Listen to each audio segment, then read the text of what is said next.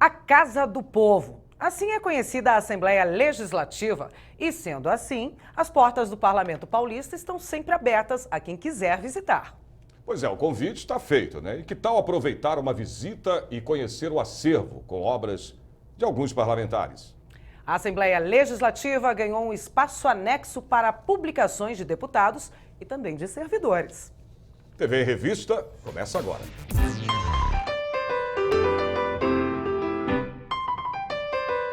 A Biblioteca da Assembleia Legislativa inaugurou um espaço para que a população possa ter fácil acesso a publicações de deputados estaduais e de servidores da Casa. O acervo inicial tem dezenas de obras de deputados, procuradores, funcionários aqui da Casa, com gêneros mais variados: romances, contos, biografias e, claro, obras jurídicas. Alguns dos autores prestigiaram o evento. Eu sou da área jurídica, mas gosto muito de história. Fiz uma pesquisa do século XVIII a.C. Essa é a temática do livro, mas a gente trabalha também na área jurídica, a gente produz um pouco na área jurídica também. O nosso presidente atualmente, o Fernando Capês, ele é um autor consagrado, renomado na área jurídica. Tem alguns livros aqui que estão expostos também.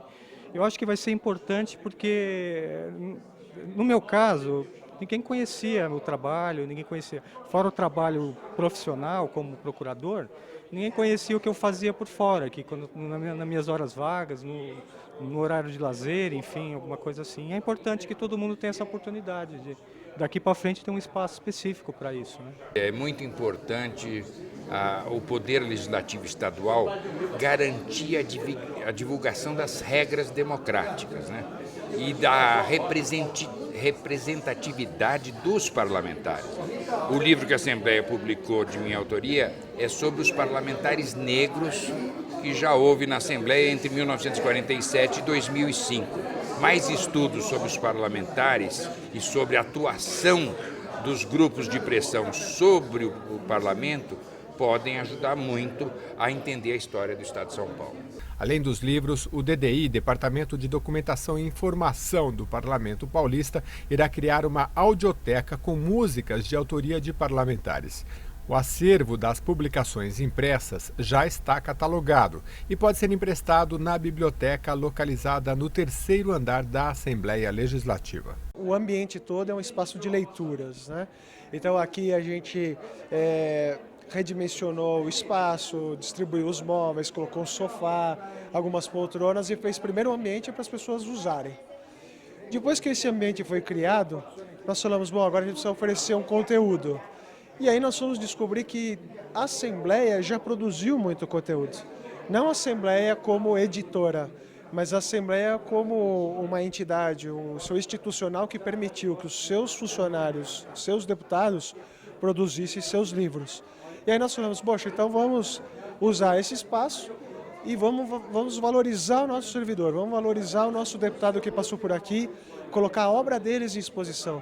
E assim aproximar as pessoas que usam esse espaço com os autores, que muitos deles ainda circulam por aqui. E nem os autores têm contato com as pessoas e nem as pessoas sabem que esses autores estão por aqui. Então você acaba providenciando um encontro do autor com o público, né? Por isso que a ideia qual que é? Justamente fazer lançamentos de livro aqui, tardes de autógrafo, para as pessoas poderem conversar, encontrar esses autores e criar uma rede de relacionamento. Uma exposição sobre a valorização e manutenção do patrimônio histórico da cidade de São Paulo pode ser vista no prédio da Caixa Econômica Federal, no centro da capital. E a mostra alerta para a necessidade de preservar construções que contam a história da maior metrópole do país.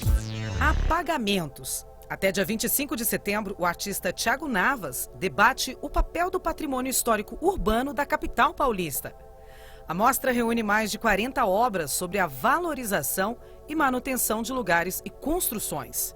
Aqui vão ter 40 desenhos, que são da série Apagamentos e Encobrimentos, que mostram um pouco de uma cidade que eu tentava achar, e meio à cidade moderna, tentando achar esses símbolos da cidade antiga. A ideia veio das próprias imagens do Thiago, né, da série Apagamentos e Encobrimentos, e a gente começou a perceber que o que ele estava desenhando ali, o registro do desenho era o gesto. E mais do que isso, né? Era um gesto que tomava a cidade, um gesto que se relaciona com toda ela. Também por isso a gente optou por trazer para essa exposição, então, um painel onde os visitantes, a gente espera que tenha bastante criança, mas a gente também espera que tenha alguns adultos. A gente vai levá-los a visitar o centro de São Paulo. Eles vão revisitar, então, esses espaços que o Militão fotografou e o Thiago foi desenhando em cima e guardando esse gesto tão bonito, que também é o gesto de criar a cidade. E dessas releituras do século XXI, a gente vai colocar perto aqui na exposição para as pessoas poderem ver. Quem vem aqui conhece desenhos inéditos. Material que vira ferramenta de reaproximação das pessoas com a cidade de São Paulo. Logo ali, do outro lado, uma exposição te convida a conhecer ruídos de imagens. Isso mesmo. A artista Gisele Beigelman misturou materiais inusitados para fazer essas imagens. Os pixels, por exemplo, acredite, são as luzes que vemos pela janela do avião nos aeroportos de Congonhas e Santos Dumont. Nas paredes, 2 super telas mostram o que a artista define como cicatrizes das cidades do Rio e de São Paulo, a Perimetral e o Minhocão, respectivamente. Cinema Lascado é o nome da exposição, que fica aberta ao público até o dia 25 de setembro. Continuamos falando sobre arte. E mais uma vez, o endereço de quem gosta de pintura é aqui, na Assembleia Legislativa. Até o fim deste mês de agosto, você pode visitar uma exposição de quadros de diferentes artistas. São 45 obras de um projeto que reúne pintores do município de Cotia, na região metropolitana de São Paulo. As obras são em óleo sobre tela, aquarela, giz e carvão. Os artistas Rosa Fel, Animal e Haider, ou Walter Araújo, expõem seus quadros na Assembleia Legislativa de São Paulo. Walter é o machão do grupo, ou seja, além de expositor, negocia as obras. Óleo em tela do meu amigo Animal, que não está mais aqui entre nós, mas é um bom trabalho. Temos aqui V de Vendetta, em homenagem ao filme, uma criação minha, correto? Legal. Aqui mais à frente, esse aqui... Mais à frente, a criação de Mauro Roosevelt, uma criação mista também, de difícil conhecimento, só ele conhece. São 45 obras que trazem inspirações do cotidiano e de outras artes, como o cinema. Um exemplo é o quadro Lágrimas de Dragão, inspirado em um filme. Já o Metamorfose é uma mistura do desenho de Rosa Fel e pintura de Haider. Já nesta obra, 5 espíritos, expostos ou velados, desafiam o olhar do visitante. Há 25 anos, o artista Haider reúne obras de outros artistas desconhecidos pelo grande público, mas que ele considera com qualidade e potencial. O acesso a estas obras, a estes quadros, é feito nas exposições e também pela internet, uma integração entre o mundo virtual e o real. A gente procura ver o trabalho que chega pela internet, procuramos ir até a residência da pessoa para saber avaliar de perto, olho no olho, para saber se aquela obra é aquilo que foi apresentado pela internet. A exposição permanece até o dia 29 de agosto no Espaço Cultural 5º Centenário, no andar monumental da Assembleia Legislativa, Avenida Pedro Álvares Cabral, 201, em frente ao Parque Ibirapuera, de segunda a sexta-feira, das 8 da manhã às 7 da noite. Vamos mudar de assunto e falar de saúde. O linfoma é um tipo de câncer que afeta o sistema linfático, por onde circulam os chamados glóbulos brancos, aquelas células do sangue que defendem o nosso corpo das infecções. E essa doença só acontece quando essas células que deveriam nos proteger acabam atacando o próprio organismo. Este é o câncer do ator Edson Celulari, que está em tratamento. O mesmo do também ator Reinaldo Gianecchini, da novelista Glória Pérez e de Dilma Rousseff, que venceram a doença. Os casos duplicaram nos últimos 25 anos no Brasil. E quanto antes o linfoma for descoberto, maior é a chance de cura. O Guilherme descobriu que tinha a doença aos 20 anos de idade e hoje, aos 27, já superou tudo. Como é que você descobriu, Guilherme, o linfoma? Eu estava com uma tosse chata, já fazia alguns dias, quase uma semana, e uma madrugada, depois de dormir só umas 2 ou 3 horas, tossindo a noite inteira, conversei com a minha mãe, que é médica, ela me pediu para ir para o pronto-socorro. Fiz alguns exames e no raio-x mostrou que tinha alguma coisa errada. Foi a partir daí que eu comecei a fazer todo o processo até descobrir que eu tinha um linfoma.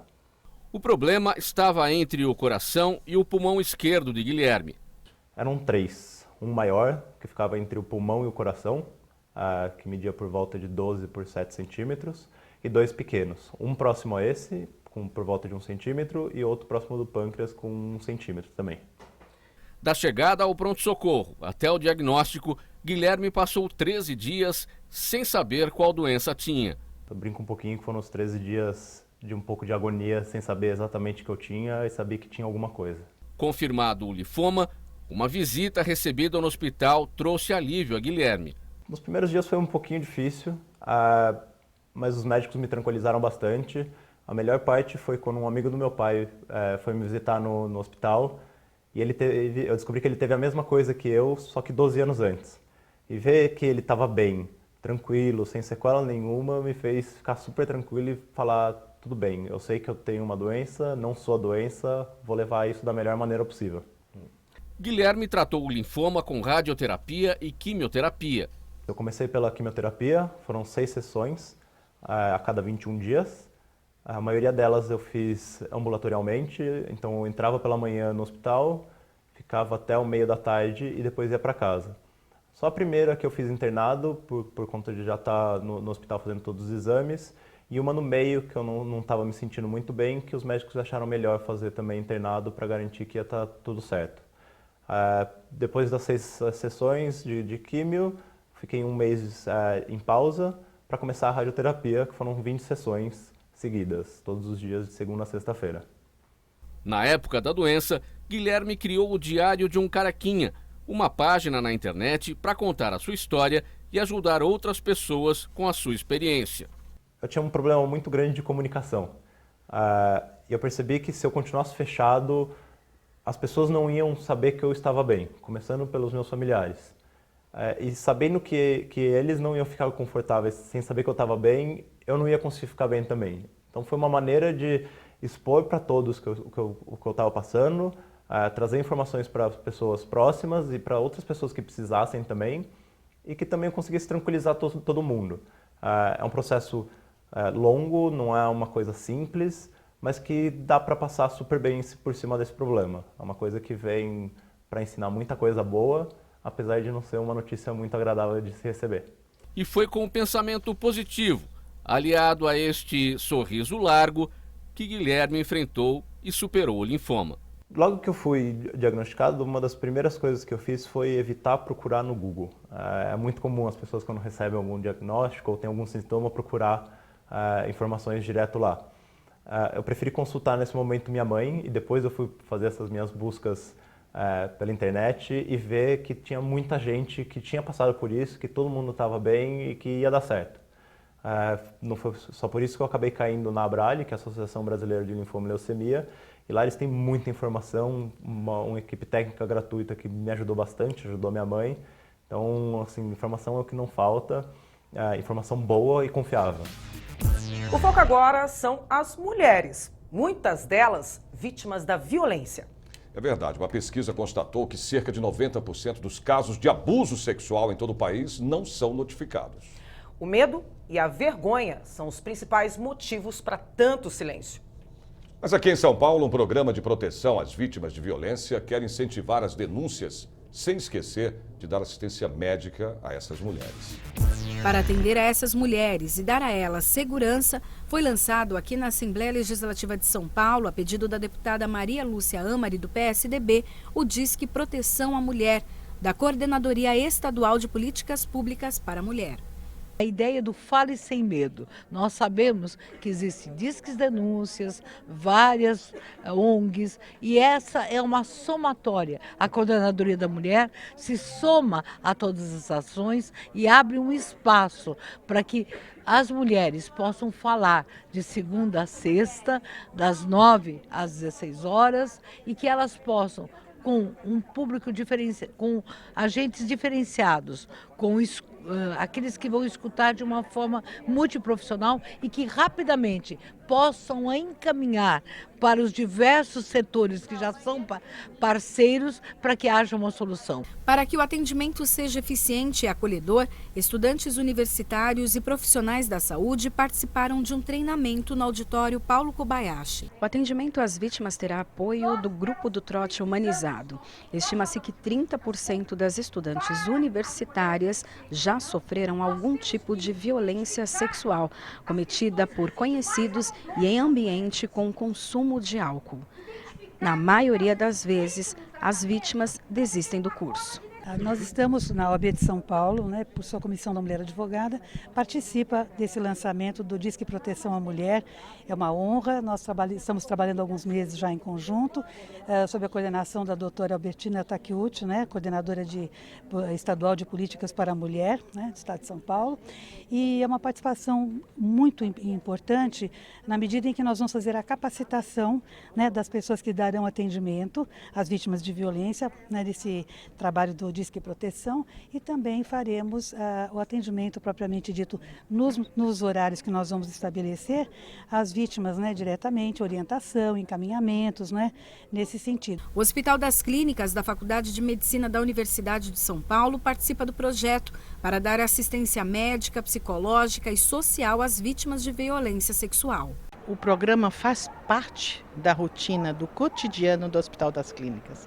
Certo? O apoio já existiu há mais de 15 anos, quando iniciamos esse programa de atendimento a vítimas de violência sexual, para todos os sexos, qualquer faixa etária, 24 horas. Então, o Hospital das Clínicas abre as portas através do pronto-socorro, abre as portas através do seu serviço de ambulatório, que também chegam muitos pacientes, e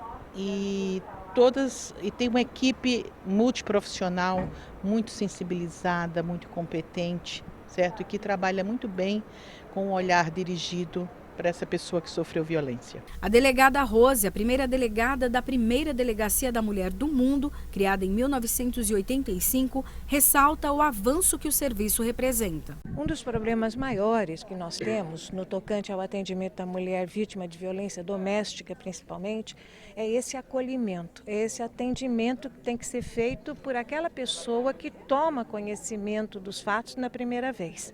Se não houver um bom acolhimento, com certeza essa mulher não vai conseguir dar continuidade ao caso, porque ela não se sentiu bem recebida no primeiro momento e ela já imagina que nas outras fases que ela precisa passar, ela também não será bem recebida. Portanto, um evento como esse, de capacitação de agentes para atender a mulher vítima de violência, é de extrema importância nessa luta que nós temos diuturnamente, nessa batalha que a gente tem contra a violência contra a mulher. A vítima pode buscar proteção pelo telefone 3223-8477. O alerta agora é para quem trafega pelas rodovias brasileiras. Já está em vigor, desde julho agora, uma lei federal que determina a obrigatoriedade do uso do farol baixo durante o dia em todas as rodovias do país. E preste atenção, a multa para quem for apanhado desrespeitando a lei é de pouco mais de R$80 e o infrator perde pontos na carteira de habilitação. Farol baixo aceso durante o dia em todas as estradas do país. É o que determina a Lei Federal 13.290 de 2016. Acho que aqui não... Se for para obedecer isso aí, a mulher vai tomar multa, porque não compensa não. Mais segurança, né? Sim. Mais segurança pra gente que transita aí o tempo inteiro aí em rodovias também. O infrator flagrado em desacordo paga multa de R$ 85,13 e leva 4 pontos na carteira de habilitação. Se esquecer, a multinha dói, hein? Aí dói, hein? Multa e ponto dói, hein? Isso daí é uma fábrica de tomar dinheiro do cidadão, né? A lei federal é do dia 23 de maio. Inclusive, por sugestão do Ministério da Justiça, foi vetado o artigo que dizia que ela entraria em vigor na data da sua publicação. O governo preferiu massificar, dar publicidade à nova lei. E as autuações só começaram para valer a partir do dia 8 de julho. Use o farol baixo durante o dia nas rodovias. Está escrito em letras garrafais nos painéis das estradas sob concessão. Ainda assim, é comum ver motoristas desrespeitando a lei, mesmo passando de frente a uma base da Polícia Militar Rodoviária. O esquecimento que vira multa na certa. Aqueles que não necessariamente são abordados, o policial, em constatando a infração, ele faz a autuação mesmo não abordando o veículo ou até mesmo pela utilização de câmeras. E não vale farol alto ou luz de neblina, muito menos a lanterna. Farol baixo, não a lanterna. Ah, sim, farol baixo aí, ó, tá vendo? É porque outro dia eu andei com farol na lanterna, não. Ah, com a lanterna. E não pode, né? A luz de posição é diferente do farol. O farol é aquele acionamento em que o veículo é o faixa de luz que se utiliza no período noturno. Não substitui farolete, farol de milha ou qualquer outro dispositivo. É o farol que ele utiliza à noite e ele vai utilizar também durante o dia. A obrigatoriedade do uso do farol baixo levou a deputada Célia Leão, do PSDB, a propor o projeto de lei 577 de 2016, que obriga a instalação de sinalização informando a medida, inclusive a gravidade da infração e a penalidade aplicada. É uma lei que vem para ficar, ela auxilia na visibilidade do veículo durante o dia e a noite. Os apaixonados pelo mundo dos quadrinhos, games, animes, mangás e filmes da cultura japonesa se reuniram aqui na capital paulista para um encontro muito especial. Pois é, o Animes Friends, um dos maiores eventos do gênero no país, agora faz parte do calendário turístico oficial do estado de São Paulo.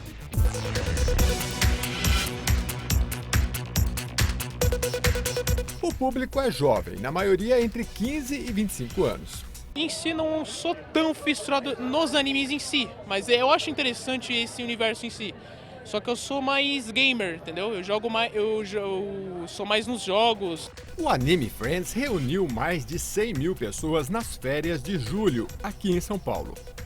O Anime Friends ele começou em 2003, sendo um evento voltado para a cultura pop japonesa, né? Então o anime ele é nada mais do que o desenho japonês. Igual os desenhos que a gente assiste na infância, americanos, só que tem um desenho japonês, que é um traço diferente. O Anime Friends deste ano tem o Animeque, que é um karaokê para fãs, workshops, campeonatos de cosplay, de videogames e, claro, uma infinidade de stands com a cultura nerd. Eu gosto de anime, assim, desenho, desde os 5 anos de idade, sempre achei legal, tipo, quem sabe um dia eu não possa tirar esse personagem do desenho para a realidade. Em dezembro de 2015, foi sancionada a Lei 16065 de 2015, que inclui o Anime Friends no calendário turístico oficial do estado de São Paulo. A iniciativa do projeto é do Coronel Telhada, do PSDB. Ele é um evento que deveria estar há muito tempo no calendário oficial do estado de São Paulo, no calendário turístico, mas não estava.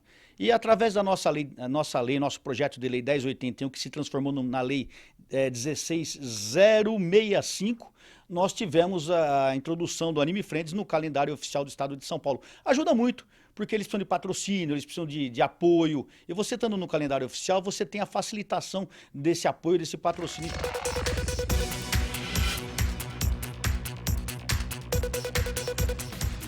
Especialistas garantem que crianças internadas em unidades que têm brinquedotecas enfrentam com mais tranquilidade o tratamento.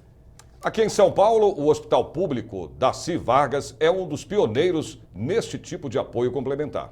Os jogos e as brincadeiras tiram os pacientes do quarto, ajudam a fazer novas amizades e, o principal, amenizam o sofrimento de quem é obrigado a ficar internado longe de casa. Brinquedotecas ajudam na recuperação das crianças atendidas no Hospital Estadual Infantil Darcy Vargas. A instituição inaugurou sua primeira brinquedoteca em 1994 e os espaços existentes são destinados tanto aos pacientes que vêm para fazer exames e consultas, quanto para os que ficam internados. Aqui tem brinquedos, jogos, livros, TV. A criança aqui do Hospital Darcy Vargas muitas vezes fica internada por um tempo longo, são às vezes semanas, e isso é muito duro para eles, porque eles passam por procedimentos invasivos, têm uma dieta restrita, então aqui é um espaço em que eles conseguem ser crianças de novo, ou adolescentes. A gente costuma observar um pouquinho o que é a criança no leito e o que é a criança na brinquedoteca. Porque às vezes está lá com dor, deitado, e chega aqui, começa a brincar e esquece um pouco essa dor, esse sofrimento de estar fora de casa, estar longe dos amigos, enfim. É um espaço muito rico para eles. O Hospital Infantil Darcy Vargas tem 5 brinquedotecas. Essa aqui fica no setor de oncologia, onde nós encontramos a Júlia e também o Lucas. Ô, Lucas, você está feliz? Uhum. É? É. Tá brincando do quê? Bicho. De bicho? Joguinho dos bichos. Joguinho do bicho. Quais são os bichos que você está vendo aí? Esse daqui. Que bicho é esse? E esse? É um macaco. E esse? Eu sei, é leão. Leão? Você tá vendo, né, que ele tá bem felizinho com os brinquedos. É bastante legal para eles, né? O que a gente quer é a saúde dele, que Deus quiser vai acontecer, e ver ele igual a gente tá vendo, né? Felizinho, conversando, dando risada já. Júlia se distrai com a colagem. E os mimos?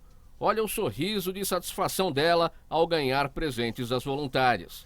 Aqui a gente tem uma distração, que tem vários jogos, as voluntárias trazem muitas atividades pra gente, então a gente se distrai bastante, esquece um pouco do sofrimento do tratamento, porque querendo ou não é sofrido. É bom pra gente também, pro nosso psicológico, que a gente esquece um pouco do tratamento e se desenvolve melhor, que nem a gente não pode ir pra escola, eu tô afastada da escola.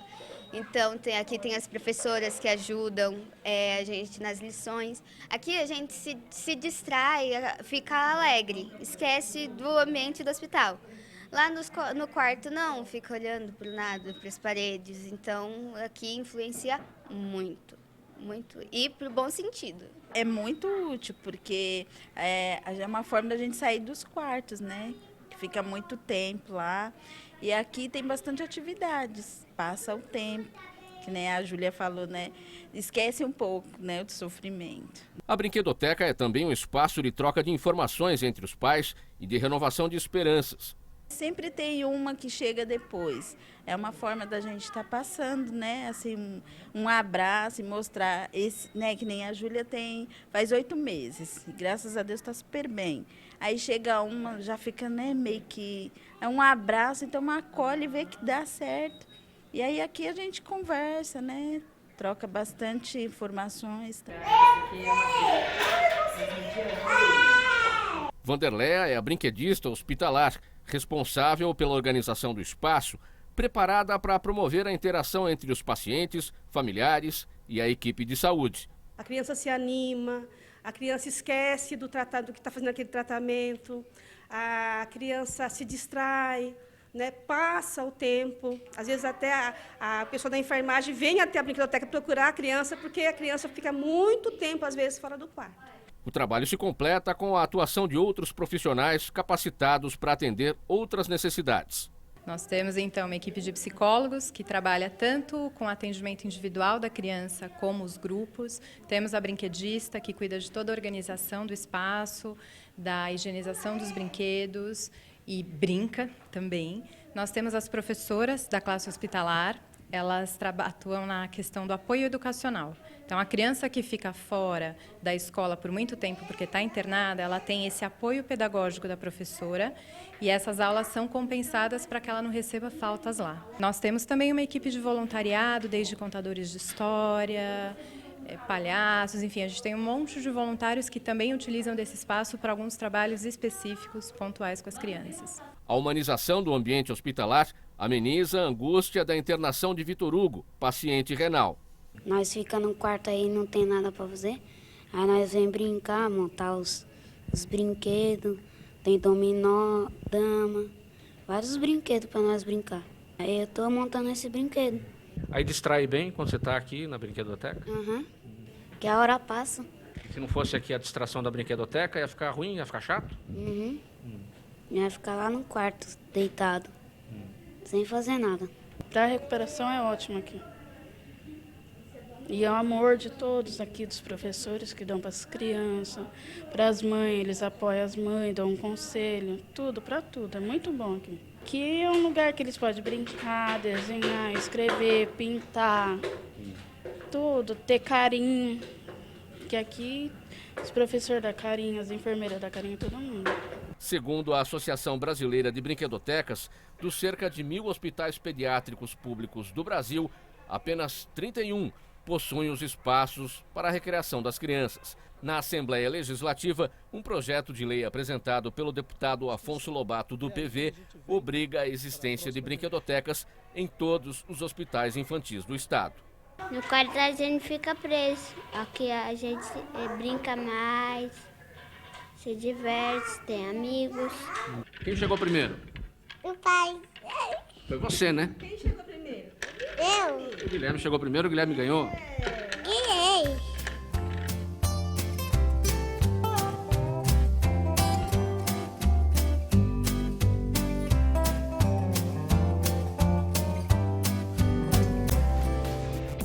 O TV em Revista termina agora.